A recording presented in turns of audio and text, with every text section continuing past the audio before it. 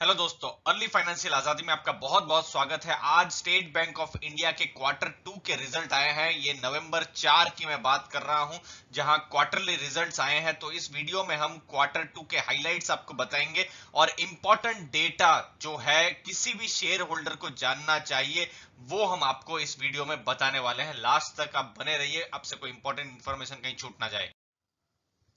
State bank of India ने बताया है कि जो क्रेडिट ग्रोथ का मतलब होता है लोन का ग्रोथ, जो पर्सनल लोन है या फिर जो कॉर्पोरेट लोन है, जो भी ये सब लोन का ग्रोथ जो रिटेल में है। अब रिटेल का मतलब जैसे इंडिविजुअल है, आप है, हम है, जैसे कि कार लोन ली जाती है, होम लोन ली जाती है, तो वो सब रिटेल लोन्स में आती है। तो ये प्री कोविड लेवल यानी वही जनवरी फरवरी का जो 2020 का महीना था उस लेवल तक पहुंच चुकी है और डिसबर्समेंट बहुत ही ज्यादा हो रहा है आज की तारीख में। तो ये एक पॉजिटिव आप मान सकते हैं। दोस्तों, इस वीडियो में हम बहुत सारे डेटा का भी यूज करने वाले हैं, लेकिन घबराने की जरूरत नहीं है। डेटा को बहुत ही सिंप्लीफाई करके हम आपको इस वीडियो में बताएंगे।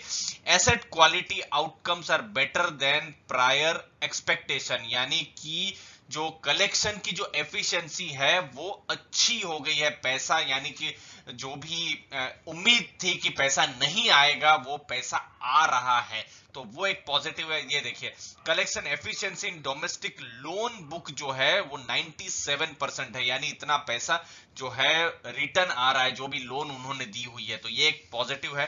फिर bank continues to demonstrate strong liability franchise. अब लाइबिलिटी का मतलब है, देखिए बैंक के लिए क्या लाइबिलिटी होती है। बैंक के लिए जो करंट अकाउंट है वो, या सेविंग अकाउंट है वो, क्योंकि सेविंग अकाउंट में बैंक को कुछ इंटरेस्ट देना पड़ता है। बैंक के लिए लाइबिलिटी एफडीज हो सकती है, क्योंकि उसके ऊपर बैंक को इंटरेस्ट देना पड़ता है। तो ये सब बैंक के लिए लाइबिलिटी है। तो वो जो है बहुत ही अच्छा हो रहा है। आप देखिए, year on year 16.2% to 8% increase हुआ है और जो डिपॉजिट बेस जो है 34.7 लाख करोड़ से ये बढ़ा है। तो यहां पर हम देख सकते हैं 3 पॉइंट में, क्रेडिट यानी लोन जो बैंक देती है वो भी अच्छी हो रही है, दूसरा जो लाइबिलिटी फ्रेंचाइज है वो भी अच्छा हो रहा है। फिर है नेट इंटरेस्ट मार्जिन, वो अच्छा हुआ है। इसको भी बहुत सिंप्लीफाई कर देते हैं आपके लिए। समझ लीजिए बैंक 10% में लोन देती है, ये एक हाइपोथेटिकल एग्जांपल देता हूं, और बैंक सामने जो सेविंग अकाउंट है, एफडीज है, जो उसको हमने लाइबिलिटी आपको हमने बताया थोड़ी देर पहले, वो एवरेज में समझ लीजिए 6% के आसपास आता है। तो ये जो 4% का जो रहा वो नेट इंटरेस्ट मार्जिन रहा। बहुत ही सिंपल शब्दों में, क्योंकि ये कॉम्प्लेक्स डेटा में जाएंगे तो फिर समझाने में थोड़ी मुश्किल हो जाएगी। तो ये 3.34% इंक्रीज हुआ है, यानी टोटल 12 बीपीएस यानी basis point year on year increase हुआ है, और quarter and quarter 10 BPS increase हुआ है। Generally net interest margin expect किया जाता है 4 से ज्यादा हो तो बहुत अच्छा। माइक्रो फाइनेंस कंपनीज में आप एक्सपेक्ट करेंगे 6%, 6-7 से ज्यादा हो तो ज्यादा अच्छा। बट चूंकि स्टेट बैंक ऑफ इंडिया सब टाइप की लोन देती है, माइक्रो फाइनेंस भी देती है, होम लोन भी देती है, और अब कॉर्पोरेट लोन भी देती है। देखिए, माइक्रो फाइनेंस का मतलब है कि स्टेट बैंक ऑफ इंडिया के जो बीसी मॉडल के थ्रू में देती है, तो सब टाइप की लोन है। तो उस हिसाब से 3.34% ठीक ठाक कहा जाएगा। बैंक ने टीयर 281 कैपिटल से भी 19,931 करोड़ रुपया रेज किया, जो कि एक पॉजिटिव चीज है। कस्टमर डिजिटल ऑनबोर्डिंग में आज की तारीख में स्टेट बैंक ऑफ इंडिया का फोकस है। आप देखिए 38% रिटेल एसेट्स यानी जो लोन है, और 60% जो लाइबिलिटी कस्टमर्स का जो ऑनबोर्डिंग हुआ है वो डिजिटल चैनल से हुआ है। तो ये एक पॉजिटिव चीज है कि समय के साथ जो स्टेट बैंक है वो भी आज डिजिटल का यूज कर रही है। सामने बहुत सारे नंबर्स है, बहुत सारे डेटा है, लेकिन आपको एज ए शेयर होल्डर ये सब जरूर जानने चाहिए अगर आपका पैसा लगा हुआ है स्टेट बैंक ऑफ इंडिया में।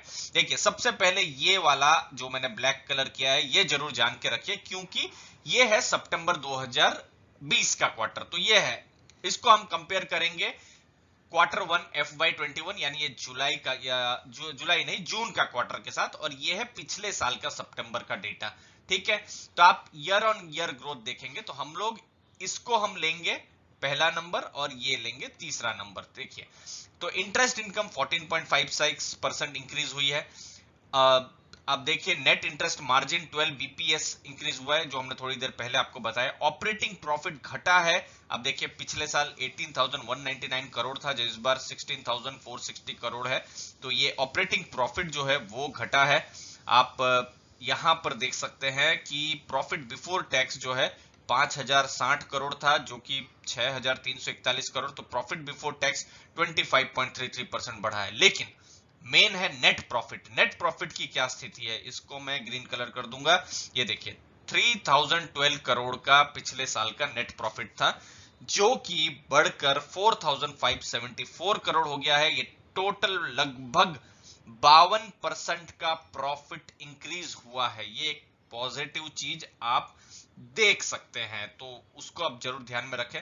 क्रेडिट कॉस्ट जो है डिक्रीज हुई है, इसको आप पॉजिटिव मान सकते हैं। नेट एनपीए का कम होना, ये भी एक पॉजिटिव है। आप देखिए 2.79% से 1.59% हो गया है। और यहां पर हम आपको बता दें, चूंकि सुप्रीम कोर्ट में केस चल रहा है मोरेटोरियम को लेकर, अगर ये नहीं होता तो फिर ये 1.59 नहीं होके 2.1% 2% के आसपास होता। तो उसको भी आप जरूर एज एन इन्वेस्टर जरूर आप नोट करके रखिए। तो फिर भी नेट एनपीए पिछले साल के मुकाबले इस साल कम है। एडवांसेस यानी जो लोन दी हुई है 6% का ग्रोथ है, और जो डिपॉजिट्स जो है 14.41% का ग्रोथ है दोस्तों। तो ये इंपॉर्टेंट डेटा है।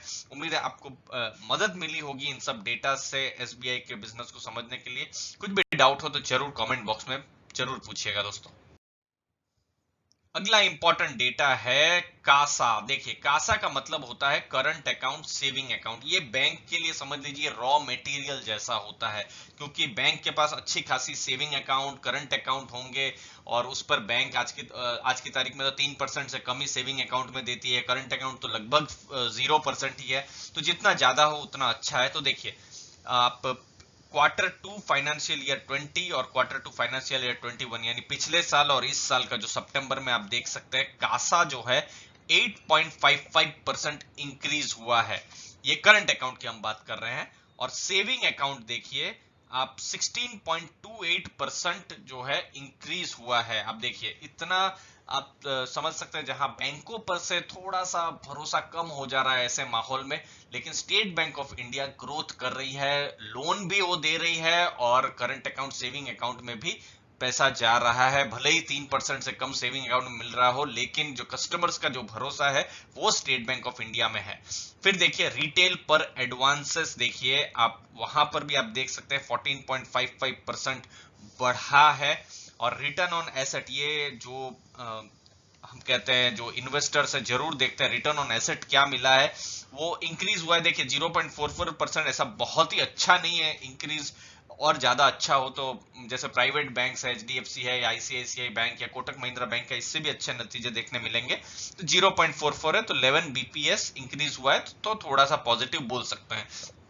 ओवरऑल सेटिस्फैक्टरी नतीजे हैं, लेकिन अभी भी मोरेटोरियम को लेकर और भी डेटा और जो मैनेजमेंट की जो कमेंट्री है वो हम वेट कर रहे हैं। वो आने के बाद और ज्यादा क्लैरिफाई करके हम बता सकते हैं, नए टारगेट्स के साथ हम आएंगे।